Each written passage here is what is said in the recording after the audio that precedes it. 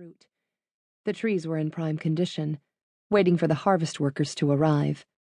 The branches had been pruned in readiness for the ladders. The last pesky groundhog had been trapped and carted away. The roads between the trees had been graded smooth so the fruit wouldn't be jostled in transport. The morning was cool with the mist hanging among the branches. The sun, ripe on the eastern horizon of the rolling hills, offered the promise of warmth later in the day. The pickers would be here soon. Annelise Johansen balanced on the picking ladder, feeling as steady as a man a quarter his age. Isabel would scold him if she saw. His granddaughter would call him an old fool for working alone instead of waiting for the pickers to arrive. But Magnus liked the early solitude. He liked having the whole orchard to himself in the muted hush of the warming morning. He was in his 8th decade of life. God only knew how many more harvests he would see. Isabel worried so much about him these days. She tended to hover, like a honeybee in the milkweed that surrounded the orchard. Magnus wished she wouldn't fret. She should know he had already survived the best and worst life had to offer. Truth be told, he worried about Isabel far more than she worried about him. It was the things she didn't know that weighed upon him this morning. He couldn't keep her in the dark forever.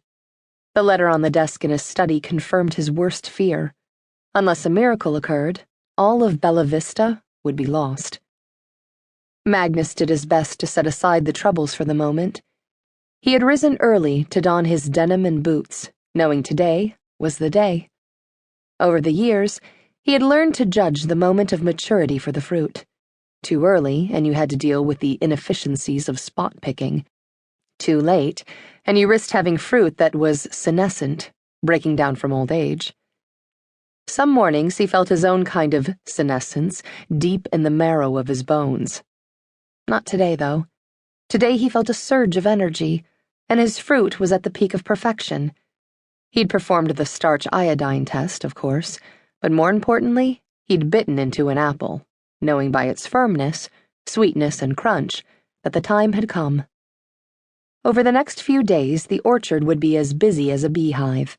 He would send his fruit to market in the waiting boxes, each with a bright Bella Vista Orchards label. A trio cluster of glossy crimson-striped Gravensteins hung several feet out on a branch above his head. Hard-to-reach limbs were usually pruned, but this one was productive. Carefully aware of the extent of his reach, he leaned forward to pick a trio of apples and add them to his basket. These days, most of the workers preferred the long bags, which made two-handed picking easier, but Magnus was old school. He was old, period. Yet even now, the land sustained him. There was something about the rhythm of the seasons, the yearly renewal, that kept him as vigorous as a much younger man. He had much to be thankful for. Much to regret, as well. As he captured the apples on the high limb, his ladder wobbled a bit. Chastened, he left the rest of the branch for the gleaners and climbed down. As he moved his picking ladder to another tree, he heard the frantic whir of a bee in distress in the milkweed. A honeybee, greedy for the abundant nectar of the tangled blossoms, was trapped in the flowers, a common occurrence. Magnus often found their desiccated bodies enmeshed by the sticky seed pods. Modern farmers tried to eradicate the milkweed, but Magnus allowed it to flourish along the borders of the orchard, a habitat for bees and monarch butterflies, finches and ladybugs. Feeling charitable, he liberated a trapped and furiously buzzing bee from the sticky down, releasing a flurry of seeds parachuted by feathery umbrellas. With no notion that the sweetness was deadly, the bee immediately dove back into the hedge and returned to sipping nectar, the risk of getting caught obliterated by its hunger. Magnus moved on with a philosophical shrug. When nature drew a creature to sweetness, there could be no stopping it. He moved his ladder to the next tree, positioning it for maximum efficiency, and climbed to a lofty perch. There, his head above the branches, he inhaled the glory of the morning.